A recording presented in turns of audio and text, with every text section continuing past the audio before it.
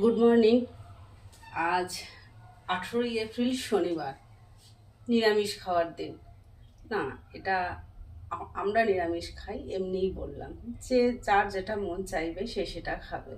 কিন্তু যেহেতু আমরা নিরামিষ খাই বা বেশি অংশ মানুষই কিন্তু শনিবারটা বড় ঠাকুরের দিন মনে করে নিরামিষ খায়, তো সেই মতোই বললাম।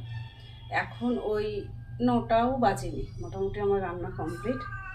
আর এই জিনিসটা করবো বলেই তোমাদের শেয়ার করছি। এটা হচ্ছে একদম ছোট্ট ছোট্ট, এখন যে ভিতরে কুশি থাকে, মানে আঠি বাঁধেনি, সেই আম। তো এই আমের করব চাটনি, টক, কিছুই না। তো এইটাই বলার উদ্দেশ্য যে এইরকম কচি আমের একদম পাতলা ঝোল চাটনি, মানে বাটি করে খেতে হবে, ঝোলটা বেশি।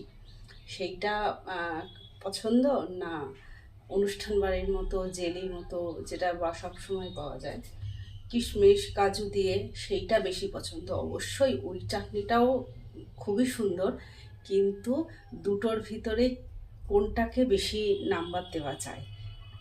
তো আমার কিন্তু এই চাটনিটাই বেশি ভালো লাগে। এই ছোট্ট ছোট্ট আমের এর গন্ধটাই যেন মনে হয় একটা আলাদা। হিমসাগর আমগুলো হলে মানে আমার খুব পছন্দের, তো তোমরাও জানো। কিছুই না, চলো দেখাই কিভাবে আমি করি। শুকনো লঙ্কা ফোড়ন দেবো, আর দুটো অল্প করে সর্ষে,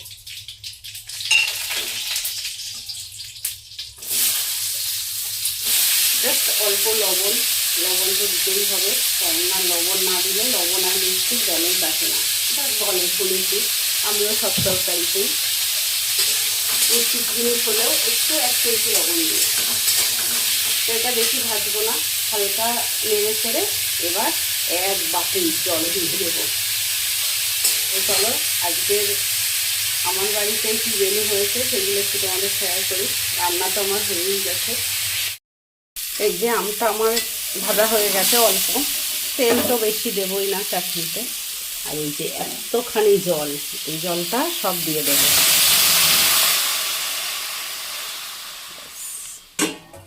এবার খুব যে মিষ্টি হবে তা না, হালকা চিনি দেবো আমটা সিদ্ধ হয়ে গেলে।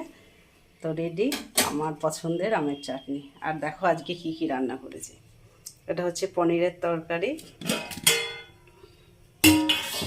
এখানে আছে উচ্ছে ভাজা, ছোট জায়গা কোথায় কি রাখবো,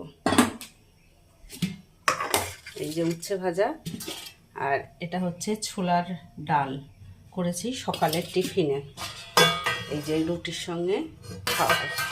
আর চাটনি তো হচ্ছে, আর এখানে চালটা ভিজানো আছে, এখনো বসাইনি, রান্না শেষ।